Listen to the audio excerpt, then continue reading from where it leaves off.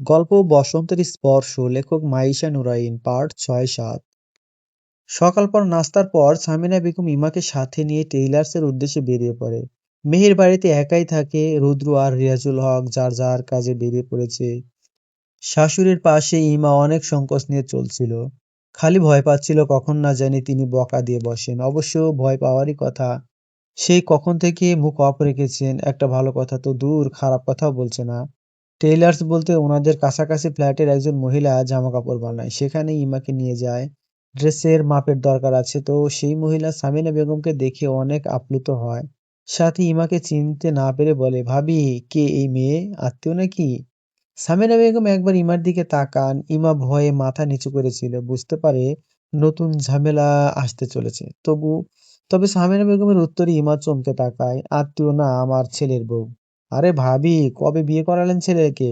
লুকিয়ে কাজ সেরে ফেললেন? এটা কি ঠিক করলেন ভাবি?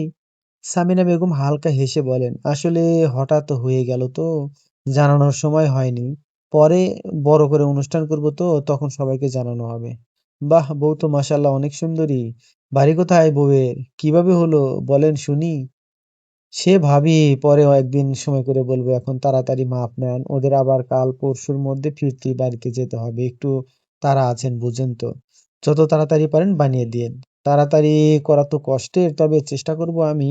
তারপর তারা টুকটাক আরো কিছু কথা বলে, তবে এসবের মাঝে ইমা অবাক দৃষ্টিতে সামিনা বেগমের দিকে তাকিয়ে থাকে।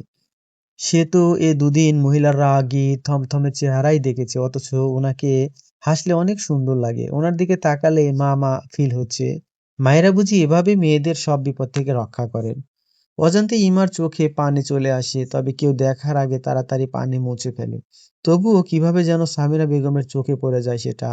এই তো, তাই এখন কেমন রাগী দৃষ্টি সরে দিচ্ছে তার দিকে।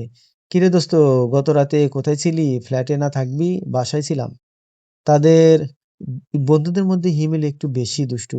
সে মিচকে হাসি দিয়ে রুদ্রর দিকে তাকায়, এতে সাথে সাথেই পিছনে লাথিও খায়। বেচারা নিজের পিছনে হাত দিয়ে বলে, ভাই আর দিস না, আর কিছু বলবো না আমি। এমনই বলি নাই কিছু, শুধু একটু হাসি তো দিছি। তোর ফালতু হাসি নিয়ে দূরে থাক, আমার অন্য কথা আছে। তখনই কোথা থেকে লিলি এসে রুদ্রর হাত জড়িয়ে ধরে। রুদ্রর হঠাৎই সকালের কথা মনে পড়ে, তাই সে লিলির হাতটা ঝাড়ি দিয়ে সরিয়ে দেয়। আহানা, এমন করছো কেন? দূরে থাকো লিলি, এসব বেহায়াপনা আমার পছন্দ না। লিলি মুখ গোমড়া করে পিছিয়ে যায়। সিয়া লিলিকে নিজের সাথে নিয়ে আসে, বলে, চুপচাপ দাঁড়িয়ে থাক, বেশি করিস না তুই। জানিসই তো রুদ্র এসব পছন্দ করে না। তাদের ফ্রেন্ডসদের মাঝে মোনা অনেক শান্তশিষ্ট, পড়াশোনায় ব্যস্ত থাকে, সাথে চশমা পরে। হিমেলের কাজিন বলে তাদের গ্রুপে থাকে, আর হিমেল বেশি দুষ্টু। লিলি একটু ন্যাকা স্বভাবের, আর সিয়া সবসময় লিলিকে সামনে রাখে। কারণ লিলি ন্যাকা হলেও বেশ সেনসিটিভ, অল্পতেই মন খারাপ করে ফেলে। অন্যদিকে রুদ্র আর সাজিদ অনেকটা একই স্বভাবের। এই তারা ম্যাচিউর, এই আবার দুষ্টু, মানে মিক্সিং স্বভাবের। পরিস্থিতি অনুযায়ী নিজেদের মনের ভাব প্রকাশ করে। সবাইকে একসাথে রেখে রুদ্র বলে, শোন, আগামী ৩-৪ দিন আমি ভার্সিটি আসতে পারবো না। তো তোদের করণীয় কি? হিমেল লাফিয়ে উঠে বলে, তোর অ্যাটেন্ডেন্স দিয়ে দিব। রুদ্র মুচকি হাসি দিয়ে বলে, গুড বয়। কিন্তু আমিটা কোথায়? শুধু রুদ্র তাদের দিকে একবার তাকায়, এতে যেন তারা আন্দাজ করে ফেলে ব্যাপারটা, কিন্তু মেয়েরা হা হয়ে তাকিয়ে থাকে। সি আবারও বলে, এই তোমরা কি কিছু লুকাচ্ছ আমাদের থেকে? ছেলেদের ভেতরকার কথা এটা, এত জানতে হবে কেন তোমরা? এমন কি ছেলেদের কথা যেটা আমরা জানতে পারবো না? এক কথায় দুই কথায় হিমেলের সাথে তর্কে জুড়ে দেয়। বাকিরা বিরক্ত হয়ে তাদের দিকে তাকিয়ে থাকে। শেষে মোনা তার চোখের চশমাটা আরেকটু উপরে তুলে বলে, সাইস, গাইস, বন্ধ করো বন্ধ এসব, করো এসব। ক্লাস শুরু ফাইট হয়ে নাই যাবে গাইস। আমাদের, চলো ক্লাসে যাই। হিমেল থেমে সিয়ার দিকে ভিঞ্চি দেয়, তারপর মোনার চশমাটা খুলে নিজের হাতে নিয়ে নেয়। গাইজ ফলো মি, এই আমার চশমা, বলে হিমেলের পিছনে দৌড় দেয়। বাকিরা হেসে ক্লাসের উদ্দেশ্যে যায়, আর যেতে যেতে রুদ্র ভাবতে থাকে। তখন লিলি তার হাত ধরায় হঠাৎ ঈশার কথা মনে পড়ল কেন। সকালে সে জেগে ইমাকে নিজের হাতে জড়িয়ে ধরতে চেয়েছিল, কেন যেন তখন হাতটা ছাড়িয়ে নিতে মন চাচ্ছিল না। মেয়েটা কি সুন্দর, ঠোঁট উল্টে আরামে ঘুমাচ্ছিল। অজান্তে সেই ফোনে একটা ছবিও ক্লিক করে নিয়েছে। এসব ভাবতে সে অবাক হয়, ধ্যাৎ, কি বাচ্চামো করলো সে। ছবি ক্লিক করার দরকার কি ছিল? মেহের রুমে জোরে গান ছেড়ে আনমনে নাচছিল। কিছুই ভালো লাগছে না তার। বাসায় বসে থেকে সে বোর হয়ে যাচ্ছে। একবার উঠে গিয়ে নাচতেছে, আবার এসে থম মেরে বসে আছে। তখনই ইমা আসে তার কাছে। একটু আগে শাশুড়ির সাথে সে বাসায় এসেছে। এসে তিনি রুমে চলে গিয়েছেন। আর ইমা রুদ্র রুমে না বসে সোজা মেহেরের কাছে এসেছে।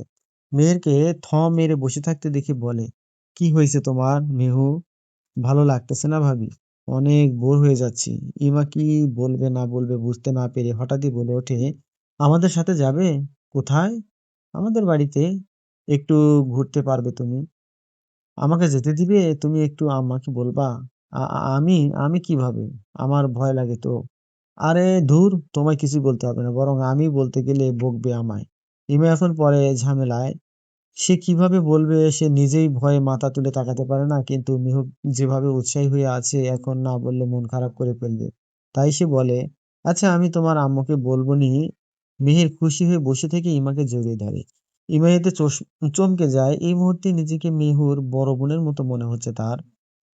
কিছুক্ষণ পরে হঠাৎ ইমা বলে, মেহু একটা কথা জিজ্ঞাসা করি তোমায়? হ্যাঁ বলো না। তোমায় তোমার ভাইয়ার বউ হিসেবে মেনে নিয়েছো তুমি? মানে আমি তো অন্য মেয়েদের মতো না, আমি ডিভোর্সি আর তোমার ভাইয়ারও যোগ্য না। মেয়ের থমকে যায় ইমার কথা শুনে। সে খুব ইমোশনালি একটা মেয়ে। কারো কষ্ট নিজেরও কষ্ট লাগে। এখন ইমার এমন কথা শুনে তার মন খারাপ হয়ে যায়। বেশি কিছু না ভেবে সোজা ইমার কোলে শুয়ে পড়ে। তারপর মৃদু স্বরে বলে, আসলে ভাবি আমি না বেশি কিছু বুঝি না এসব নিয়ে, তবে তুমি নিশ্চয়ই এইটুকু জীবনে অনেক কষ্ট পেয়েছো। আমি তো ওইসব অনুভব করতে পারি না, তাই জানিও না। খালি এইটুকু জানি আমার তোমাকে অনেক ভালো লেগেছে। তুমি একদম আমার মন মতো। জানোই তো, একা থাকি বাসায়। তুমি আসার পর থেকে আর একাকী লাগে না। তারপর উঠে বসে ইমার গাল দুটো টেনে বলে, আর তুমি অনেক সুইট। আমার তোমাকে অনেক পছন্দ হয়েছে। আর ভাইয়াকে নিয়ে ভেবো না, আমি ভাইয়ার অনেক সিক্রেট জানি। তোমাকে বলবো নি পরে, দুজনে মিলে ভাইয়াকে সাইজ করে ফেলবো। ইমাও হেসে ফেলে। আসলেই মেহের অনেক সহজ সরল, তাই তো তার মতো মেয়েকে কারণ ছাড়াই এতটা ভালোবেসে ফেললো। দুজনে প্রায় সমবয়সী। একজন জীবনের অনেকটা এই অল্প বয়সে পরখ করে ফেলেছে। আরেকজনের দিন দুনিয়ার এখন কোনো দিকেই খেয়াল নেই। একদম খাঁটি ফুল যেন। সামিনা বেগম নিজের মেয়ের রুমে আসছিলেন। দরজা পর্যন্ত এসে ভিতরে নিজের মেয়ে আর ছেলের বউকে একসাথে মজা করতে দেখে থমকে দাঁড়ায়। ভালোভাবে পরখ করে দেখেন দুজনেই সমবয়সী, তবে তিনি কেন ইমাকে নিজের মেয়ের মতো দেখতে পারছেন না? ওদের দুজনকে একসাথে দেখে মনে হচ্ছে দুটো বাচ্চা মেয়ে বসে দুষ্টুমি করছে। কিন্তু যখনই মনে পড়ে ইমা তার ছেলের বউ, আর ওর আগেও আরো একবার বিয়ে হয়েছে, কেন যেন মনটা মানতে চায় না। এত ছোট মেয়েকে কেন এমন পরিস্থিতিতে পড়তে হবে? ইমার জায়গায় নিজের মেয়েকে কল্পনা করলেই যেন গা শিউরে ওঠে। এমন জায়গায় নিজের মেয়েকে কল্পনা করতেও ভয় পাচ্ছেন, অথচ সেই বয়সী একটা মেয়েই তার চোখের সামনে সর্বদা ভয়ে কুঁকড়ে থাকে। নিজেকে কেমন যেন দজ্জাল শাশুড়ির মতো মনে হচ্ছে। কিন্তু তিনি তো এমনটা হতে চাননি। ইমা মেহুর সাথে মজা করতে করতে হঠাৎ দরজায় তাকিয়ে শাশুড়িকে দেখতে পায়। সাথে সাথেই চুপ হয়ে যায়, দাঁড়িয়ে মাথায় ঘোমটা টেনে নেয়। মেহের মাকে দাঁড়িয়ে থাকতে দেখে বলে, আরে আম্মু দাঁড়িয়ে আছো কেন, ভিতরে আসো।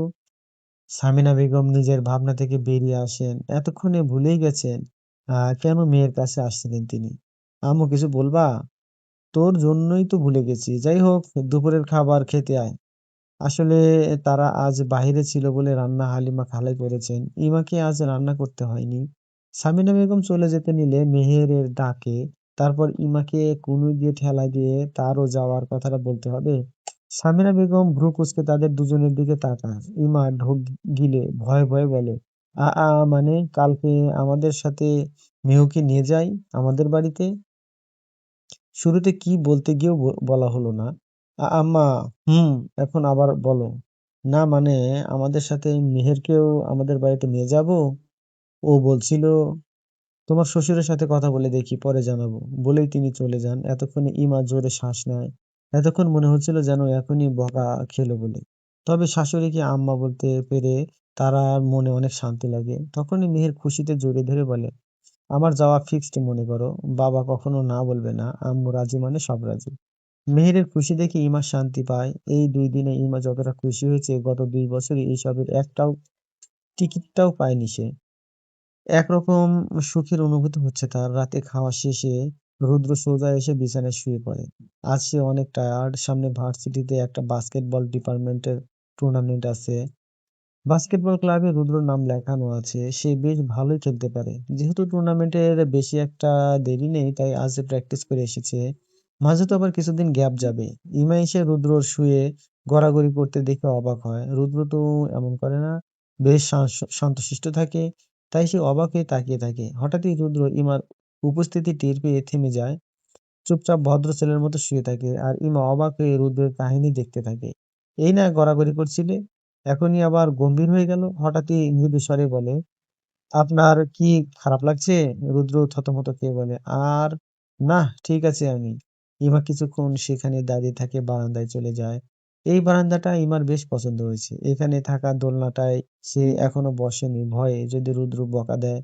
তবে এখানে দাঁড়িয়ে ঠান্ডা বাতাস উপভোগ করতে পারে। চারপাশ দেখতে তার অনেক ভালো লাগে, অনেক শান্তি অনুভূত হয়। অপরদিকে রুদ্র বেশ অনেক দিন পরে প্র্যাকটিসে গিয়েছিল বলে তার হাত দুটো ম্যাজ ম্যাজ করছে, একটু শান্তি পাচ্ছে না। আর তার বউ নামক এই মেয়েটা কি সুন্দর, তাকে উপেক্ষা করে চলে গেল। আরে বাবা, জোর করে তো জিজ্ঞাসা করবি কোনো সমস্যা আছে নাকি? জোর করে সেবা করা উচিত তো। পরে আবার ভাবে, এই মেয়ের তো জানার কথা না সে আজ সারাদিন কি করেছে। বুঝবে কিভাবে তার সমস্যাটা? এটা আগের সময় হলে রুদ্র এভাবেই নিজের শরীরের সাথে জেদ দেখিয়ে শুয়ে থাকতো, কিন্তু সুবিধা থাকতে কে সুযোগ ছাড়তে চায়? আজ মনে হচ্ছে একটু হাতে ম্যাসাজ হলে ভালো লাগতো। সেদিন তো ইমা মায়ের মাথায় ম্যাসাজ করে দিচ্ছিল, হাতেও পাবে বোধহয়। সে ভেবে ইমাকে ডাকে সে, এই মেয়ে, মার্সি। এই ইমা। ইমা প্রথমে ভাবে ভুল শুনেছে, তবে পরে তার নাম শুনে তাড়াহুড়ো করে রুমে যায়। ডাকছিলেন? রুদ্র বিরক্ত হয়ে বলে, এতবার ডাকতে হয় কেন? এদিকে আসো।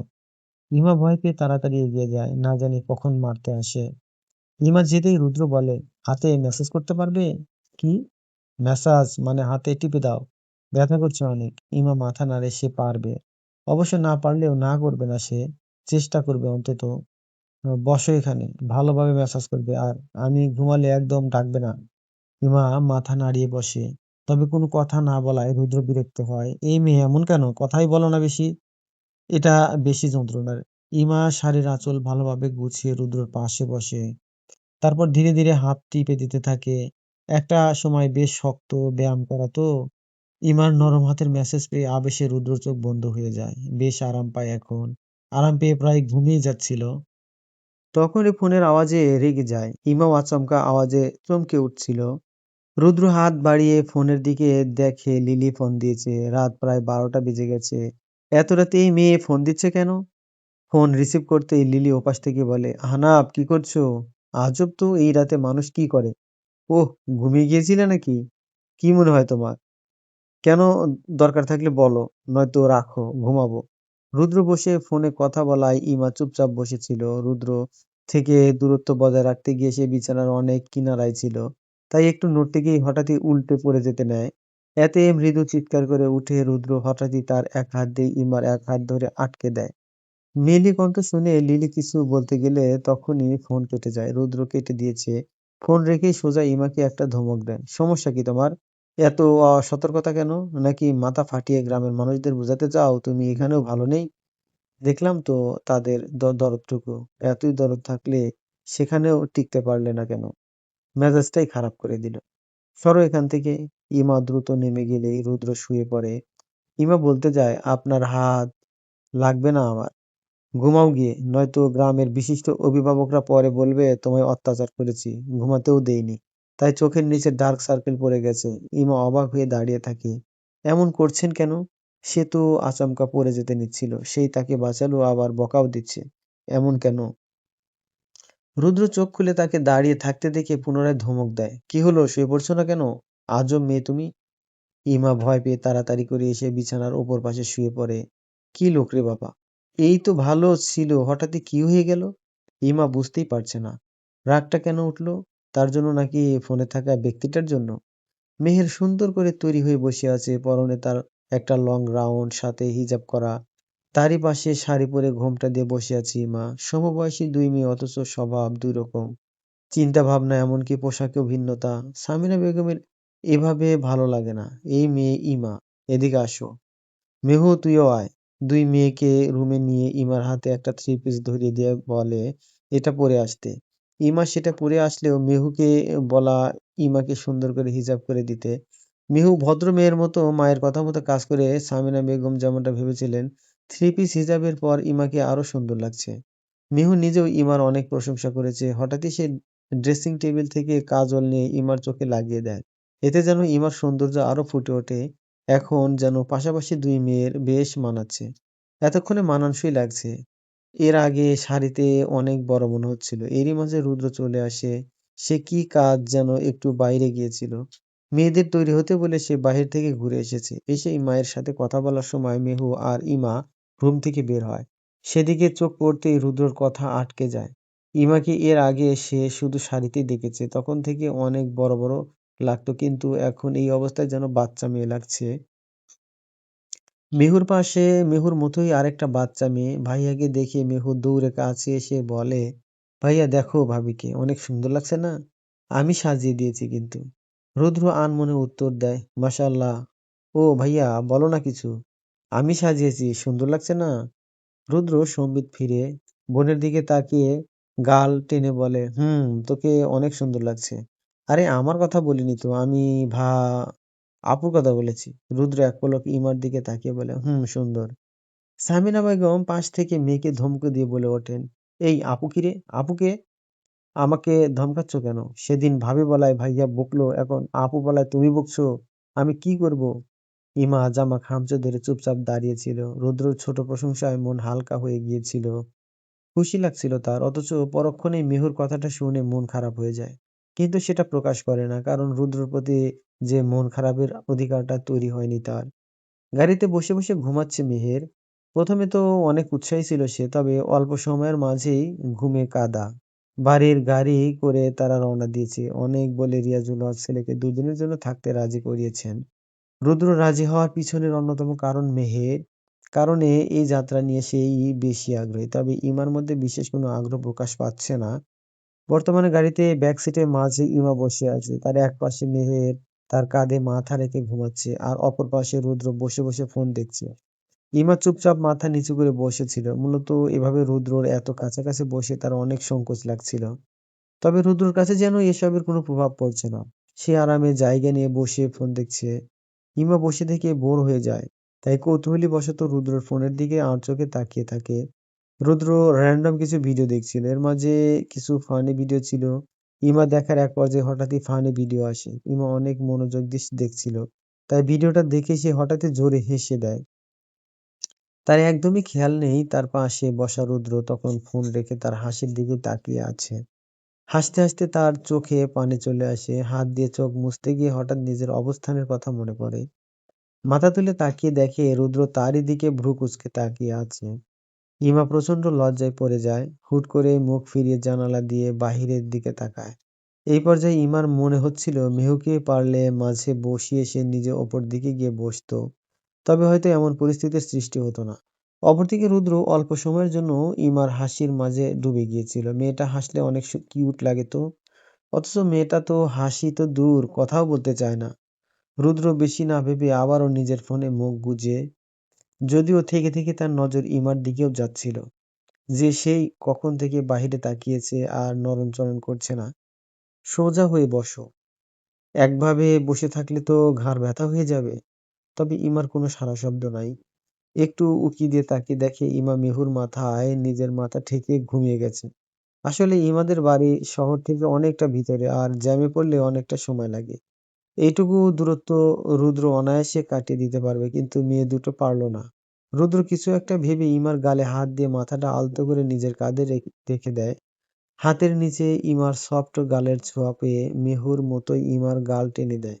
এই কাজ করে পরবর্তীতে নিজেই থমকে যায়, তবে নিজেকে এই বুঝ দেয় যে মেহুর উপর ভর দিয়ে ঘুমিয়েছে। তাই মেহুর কষ্ট হবে বলে ইমাকে নিজের কাঁধে শুইয়েছে, আর গালের টান দেওয়াটা ভুল হয়ে গেছে। পাশ ফিরে আবারও ইমার দিকে তাকাতেই তার চোখে লেপ্টে থাকা কাজল দেখতে পায়। তখন চোখ মুছতে গিয়ে হয়তো লেপ্টে গেছে। রুদ্র আলগোছে আঙুল দিয়ে লেপ্টে যাওয়া কাজলটুকু মুছে দেয়। রুদ্র কেন এসব করছে নিজেও বুঝতে পারছে না, কিন্তু নিজের অজান্তেই হলেও সেই ইমার সাথে স্বাভাবিক ব্যবহার করছে। মেয়েটাকে দেখলে কেন যেন খারাপ ব্যবহার আসে না। বরং তার কালো অতীত আছে মনে পড়লে আরো মায়া হয়। আবার এই মেয়েটাই তার বউ মনে পড়লেই রাগও ওঠে, কারণ ইমার জীবনে সে প্রথম মানুষটা নয় যে তাকে মুগ্ধতা নিয়ে দেখবে, আদরে স্পর্শ করবে কিংবা ভালোবাসবে। ইমার ঘুম ভাঙতেই নিজেকে সিটের সাথে হেলান দিয়ে অবস্থায় দেখে, পাশ থেকে মিহু তাকে ডাকছে ওঠার জন্য। আশেপাশে তাকিয়ে দেখে সে তাদের গ্রামের এলাকায় চলে এসেছে। এতটা সময় কিভাবে চলে গেল টেরই পায়নি। মিহুকে নিয়ে গাড়ি থেকে বের হতেই দেখে রুদ্র লাগেজ নিয়ে বাইরে দাঁড়িয়ে আছে। এখান থেকে আরো কিছুটা পথ তাদের হেঁটে যেতে হবে, কারণ বাকি রাস্তাটুকু তো তেমন ভালো না, গাড়ি যেতে পারবে না সেদিকে। রুদ্র যেহেতু বিয়ের দিন এসেছিল, তাই সে ইমাদের বাড়ির রাস্তা চেনে। সে পকেটে এক হাত গুজে অপর হাতে লাগেজ টেনে নিয়ে সামনে এগোতে থাকে। পিছনে মেহুকে সাথে নিয়ে ইমা আগায়। মেহু তো উৎসাহী ভরে আশপাশ দেখছে আর বিভিন্ন জিনিস নিয়ে ইমার সাথে কথা বলছে। কিছু দূর এগোতেই রাস্তা শেষ হয়ে বাড়ির ঘর দেখা যায়। এখান থেকে সারিবদ্ধভাবে পরপর বাড়িঘর আছে। বাড়ির সবাই অবাক হয়ে ইমার দিকে তাকায়। ইমাকে যেন একদম অন্যরকম লাগছে। মনে হচ্ছে ২ দিনের সৌন্দর্য আরো বেড়ে গেছে। সামনে জামাই ব্যাগ হাতে আসছে আর পেছনে ননদের হাত ধরে ইমাও এগোচ্ছে। এমন একটা দৃশ্য যে তারা কখনো দেখতে পাবে যেন কল্পনাও করতে পারেনি। ইমার বয়সী ২-৩ জন মেয়ে এগিয়ে এসে কথা বলতে আসলে ইমা ইশারায় জানায় সে একটু পর আসবে কথা বলতে। তারাও বুঝে দূরে চলে যায়। আশপাশের সবাই ফিসফিসিয়ে একে অপরের সাথে কথা বলছিল। তবে সামনে থেকে একজন মহিলাকে দেখে ইমা ভয় পেয়ে যায়। হাতের মুঠে থাকা মেহেরের হাতটা শক্ত করে চেপে ধরে। মেহু একটু ব্যথা পেয়ে বলে, "ভাবি, ব্যথা পাচ্ছি তো।" সরি, সরি মেহু, বুঝতে পারিনি আমি। বলেই তার হাত ছেড়ে দেয়। মেহের নিজের হাত ডলতে ডলতে বলে, "কিছু হয়েছে ভাবি?" "হ্যাঁ, না, না, তুমি তাড়াতাড়ি আসো।" বলেই মেহুর হাত ধরে টেনে তাড়াতাড়ি করে এগোতে থাকে। রুদ্রকে ক্রস করে আগে যেতে নিলে রুদ্র অবাক হয়। এই মেয়ে হঠাৎ এমন দ্রুত হাঁটছে কেন? একটু আগেও তো কচ্ছপের মতোই হাঁটছিল। হঠাৎ খেয়াল করে সামনের বাড়িটায় একজন বয়স্ক দেখতে মহিলা তাদের দিকে তীক্ষ্ণ দৃষ্টিতে তাকিয়ে আছে। রুদ্রর বেশ রাগ হয় মহিলাটার উপর। মনে পড়ে তাদের বিয়ের দিন এই মহিলাটা অনেক আজে-বাজে কথা বলেছিল। মানে কিছু মানুষ যে অনেক খারাপ হয়ে থাকে এই মহিলাটাই বোধহয় সেটার প্রমাণ। রুদ্র একটু দ্রুত এগিয়ে ইমার কাছাকাছি হেঁটে ইমার চাচার বাড়িতে যায়। যাওয়ার আগে অবশ্য আর চোখ একবার মহিলাটার দিকে তাকায়। ইমার চাচা-চাচী আগেই তাদের আসার খবর পেয়েছিলেন। রিয়াজুল হক আগেই জানিয়েছিলেন তাদের। ইমার চাচা সোহেল ইসলাম এসে অনেক সমাদর করে রুদ্র আর মেহেরকে বাড়িতে আনেন। পিছু পিছু ইমাও ঢোকে। তাকে দেখে চাচাতো বোন হৃদি দৌড়ে এসে ইমাকে জড়িয়ে ধরে। "আপু, কেমন আছো তুমি?" "ভালো রে, তুই কেমন আছিস?" "একটু ভালো, একটু খারাপ। তোমাকে অনেক মনে পড়ে।" ইমা হেসে হৃদির মাথায় হাত বুলিয়ে দেয়। হৃদি ইমার থেকে ৩ বছরের ছোট। এবার ক্লাস 8 এ পড়ে। তবে ইমার সাথে অনেক ভালো সম্পর্ক তার। তাদের দেখে ইমার চাচি শেফালি বেশ সমাদর করে। ইমাকে বলে রুদ্রকে নিয়ে তার রুমে যেতে। মেহু এক একম নতুন বলে সে ও ইমার পিছু পিছু ঘুরছিল। স্বামী ননদকে রুমে রেস্ট করতে দিয়ে ইমা চাচির কাছে যায়। তিনি তখন রান্না করতে ব্যস্ত। ইমাকে দেখে কিছু না বলায় ইমাই প্রথম বলে, "ভালো আছো চাচি?" "হ, ভালো। তুই তো বোধহয় ভালোই আছোস। জামাই যখন লগে আইছে মানে মানছে তো তোরে?" "হ চাচি, চিন্তা কইরো না, এইবার কিছু হইলে আর তোমাদের ঘাড়ে আসমু না। শহরেই কোথাও কাজে যামুগা।" ইমার কথা শুনে শেফালি মাথা তুলে ইমার দিকে তাকায়। ইমা কি আরো সুন্দর হয়ে গেল নাকি? চোখ মুখ যেন ঝিলিক দিয়ে উঠছে। তিনি পাশের একটা পিঁড়ি ইমার দিকে ঠেলে দিয়ে বলে, "এই নে, ২টা কথা কই।" ইমা বসতেই বলেন, "ওই বাড়িতে ক্যাডা ক্যাডা থাহে? ওইহানে মারে তোরে? শাশুড়ি কেমন?" ইমা দ্রুত মাথা নেড়ে বলে, "চাচি, ওরা অনেক ভালো। দেখলা না আমার সাথে আসলো? ওই আমার ননদ। অনেক ভালো মেয়ে আর শাশুড়ি অনেক আদর করে আমায়। আমার আগের কাহিনী শুনাইয়া কিছু কইছে না? উল্টা মেয়ের মতো আদর রাখে।" ইমা কথা শেফালি বেগমের বিশ্বাস হয় না, তবুও সেটা প্রকাশ না করে বলে, "আর জামাই?" "আরে দেখবাই তো, এও অনেক ভালা। তো তয় এখনো একবারও আমারে মারছে না।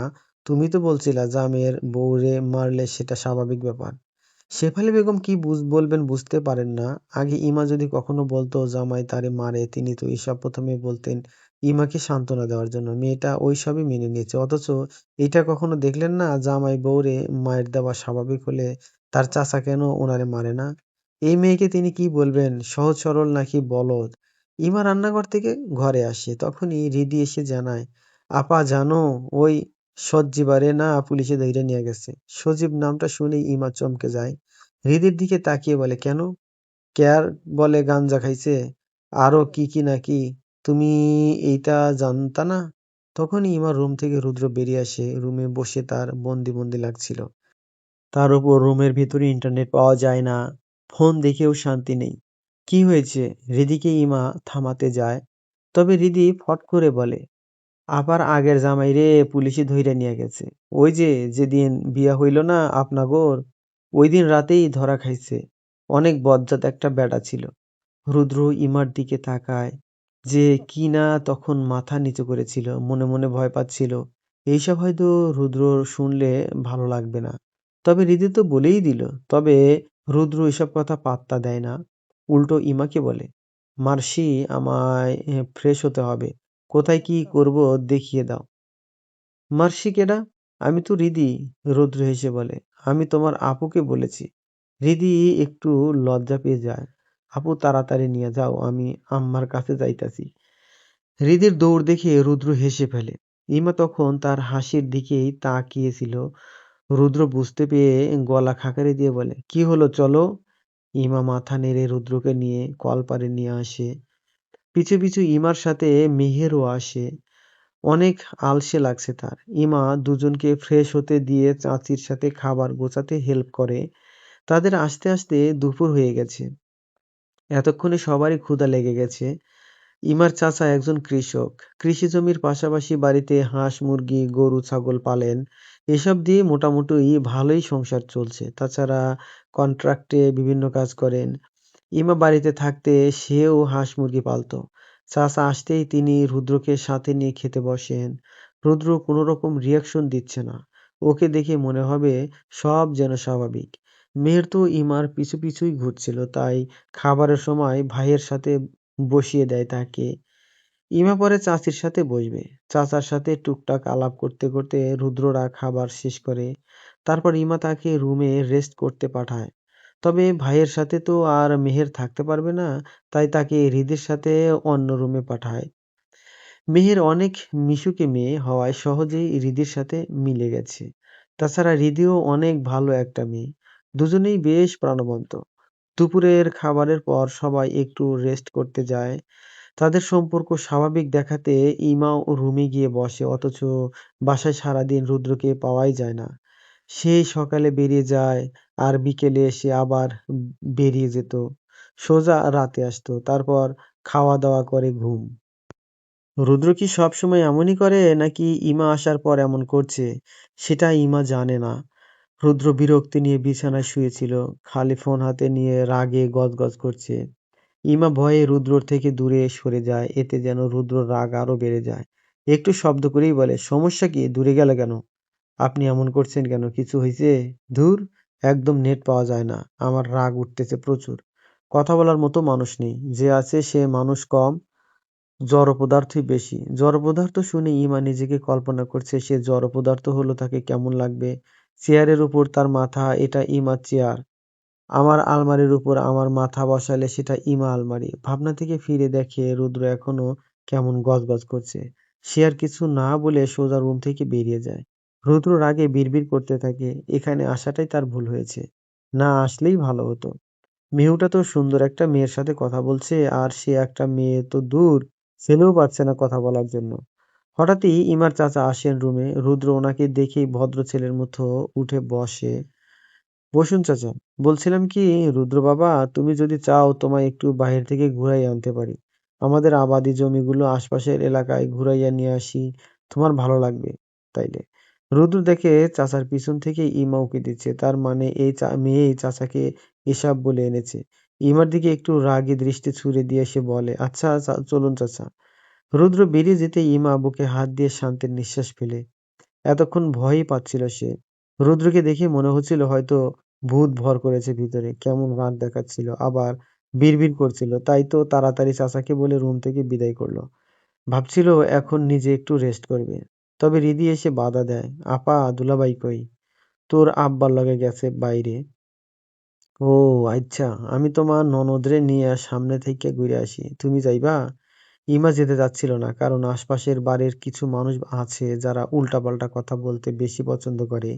ইমাকে দেখলেও আবারও শুরু করবে, তবে যখন মনে হয় মেহেরকে দেখলেও তো এসব কথা বলতেই পারে, তাই সে সাথে যেতে রাজি হয়। সে সাথে থাকলে মেহেরকে এসব থেকে দূরে রাখতে পারবে। সোহেল ইসলাম রুদ্রকে নিয়ে এলাকায় ঘুরতে যান। রুদ্রর একটু সংকোচ লাগছিল, কিন্তু গুরুজন বলেছে বলে না করে নি। ইমার জন্য ইমার চাচা বেশ পরিচিত এলাকায়। আশপাশের কয়েকজন বলছিল, আরে ওইটা তো ডিভোর্সি মেয়েটার নতুন জামাই না? জামাইয়ের দেহি বহুত বয়স কম, এইডা টিকে নাকি কে জানে। সোহেল ইসলাম লজ্জায় পড়ে যান। এরা আড়ালের কথা বলছে, তাও এত জোরে, তারা সবই শুনতে পাচ্ছে। রুদ্র শুনেও না শোনার ভান করছে। তার খুব রাগ লাগছে এসব কথা শুনে, মনে ওরা ইমাকে তো কথা শুনিয়েছে, এখন তাকে ইনসাল্ট করছে। সোহেল ইসলাম বলেন, আসো বাবা, আমরা অন্যদিকে যাই, এরা মানুষ ভালো না, কারো একটু খুঁত দেখলে কথা না শুনিয়ে ছাড়ে না। ভাইজান মইরা যাওয়ার পর যখন ইমারে আমার বাড়ি আনছিল, তখন অনেক কথাই বলছিল আমারে। তারপর মাইয়ার বিয়ে দেওয়ার সময়ও অনেক কথাই বলছে। শেষে ডিভোর্স খান হওয়ার পর তো আর কথাই ছিল না। ভাইজান মরার পর থাইকাই ইমার জীবনটা শেষ হইয়া গেল। আমার কাছে রাইখাও ভালা রাখবার পারছি না। আল্লাহ জানে মাইয়াডা কখন সুখের দেখা পাইব নাকি। রুদ্র চুপচাপ ওনার কথা শুনতে থাকে, তবে কোনো উত্তর দেয় না। রুদ্র এখনো জানে না ইমার অতীত সম্পর্কে। এসব নিয়ে জিজ্ঞাসা করলে তারা বুঝে ফেলবে ইমার সাথে তার সম্পর্ক ভালো নেই। এটা গ্রামের মানুষজন জানলে আরো খারাপ অবস্থা হবে। তার থেকে এখনকার মতো চুপচাপ থাকাই ভালো হবে মনে হয়। ইমা মেহেরকে নিয়ে হৃদির সাথে খেলা খোলা মাঠগুলোতে ঘুরতে আসে। কিছুদিন হলো ধান কাটার পর জমিগুলো খালি পড়ে আছে। মেহের এসব জায়গা দেখে বেশ মজা করছে। মেহেরের থেকেই ইমা জানতে পারে অনেক বছর ধরে তারা তাদের গ্রামের বাড়িতে যায় না, তাই হয়তো বেশি আগ্রহ দেখাচ্ছে। ইমাকে দেখে তাদের সমবয়সী কয়েকজন মেয়ে কথা বলতে আসে। তাদের সাথে ইমার ভালোই বন্ধুত্ব আছে। সবাই মিলে অনেক গল্প করে। মিহু ইতিমধ্যে হৃদির সাথে মিলে হালকা পাতলা খোলা খেলাধুলাও শুরু করে দিয়েছে। তাকে দেখে মনে হচ্ছে না সে আজই প্রথম এখানে তার ভাবির বাড়ি বেড়াতে এসেছে। মেয়েদের দেখে আশপাশের বাড়ির কয়েকজন মেয়ে মহিলারাও এগিয়ে আসে। সাথে সেই বয়স্ক কেউ দেখতে মহিলাটাও আছে। ওনাকে দেখে ইমা চুপ করে থাকে। মহিলাটা এসেই বলে, কি রে সেমরি, রূপ তো দেহি তোর বাইয়া বাইয়া পড়তাছে, এইবার টিকবার পারবি তো, নাহি আবারও চাষির ঘাড়ও আইয়া উঠবি? ইমা উত্তর দেয় না, তবে পাশ থেকে একজন মহিলা বলে, আমনের সমস্যাটা কি কইন তো? মাইয়াডার লগে কেন শত্রুতা আনের? মাইয়ার ভালা থাড়া কি আপনার সহ্য হইতাছে না? তুই চুপ থাক। এই মাইয়া আমগর পুরা এলাকার নামডাই খারাপ কইরা দিছে। এখনো কোথাও গেলে অনেকেই জিগায় আমার পাশের বাড়ির মাইয়াডার কথা। আমার জায়গায় তোরা থাকলে তোরাও বুঝতি। এই আপনে যান তো এইনতে, আপনারে আমরা ডাকছি না। আর আমগর ইমার কোনো দোষ আছিল না। ওই সজীবডাই আসল হারামজাদা আসিন। দেখতেই তো পাইতাছেন এখন জেলখানাত বইয়া রইছে। মহিলাটা মুখ ভেংচি দিয়ে সেখান থেকে চলে যায়। উনি চলে যেতেই ইমা বলে, খালাম্মা, আমার জন্য আপনাদের আর কথা বলতে হবে না, আমি তো যাবই গা। এইবার আল্লাহ বাঁচাইলো, কোনো বিপদে পড়লেও আর এইখানে আসমু না, শহরের কোনো কাজ কইরা থাকমু। হারে মা, তুই কি ভালা নাই ওইখানে? তারা কি তোর অত্যাচার করে নাকি? ক আমারে। তোরে আর যাইতে হবে না, আমরাই সাথেই থাকবি তুই। আল্লাহ, খালাম্মা এইসব বইলেন না। আমার শ্বশুরবাড়ির লোকজন আল্লাহর রহমতে অনেক ভালো। এই যে আমার ননদরে তো দেখতেইছেন, ওনারা সবাই অনেক ভালো। আমি তো কথার কথা বলছি। আর তোর জামাইডা পোলা মানুষ তো, কিছু কইয়া তোরে? ইমা থেমে যায়, একটা দীর্ঘ শ্বাস ফেলে বলে, যথেষ্ট ভালো রাখছে আমারে। আমারে কেউ কোনো কথাই শুনাইছে না। আর ওনার কথা যদি বলি, আসলে ২ দিন তো হইল মাত্র, সব ঠিক হইয়া যাইবো। তোমরা এইসব নিয়ে ভাইবো না। এখানে যেমন কিছু খারাপ মানুষ আছে, তেমনি কিছু ভালো মানুষ আছে। ওই যে তার সাথে বসা মানুষগুলো তাকে কখনো খারাপ নজরে দেখে নাই। কারণ এরা সবাই এখন জানে সজীব ছেলেটা কেমন খারাপ ছিল। কয়েক মাসেই ইমার জীবন ধ্বংস করে দিয়েছে। শুধুমাত্র ওই লোকটার জন্যই আজ সে ডিভোর্সি নামে পরিচিত। নতুন সংসারে মানিয়ে নিতে পারছে না। ইমার মাঝে মাঝে মনে হয় সে কি বড় কোনো ভুল করেছে জীবনে? যে আল্লাহ তাকে এমন একটা শাস্তি দিয়েছেন, নাকি সবার কথা অনুযায়ী এটা তার একটা পরীক্ষা ছিল। ভবিষ্যতে কি আল্লাহ তার জন্য ভালো কিছু রেখেছেন? আচ্ছা, মানুষ তো আশায় বাঁচে। ইমার আশা রাখে হয়তো এই সংসারেই সে তার প্রাপ্য সুখ খুঁজে পাবে।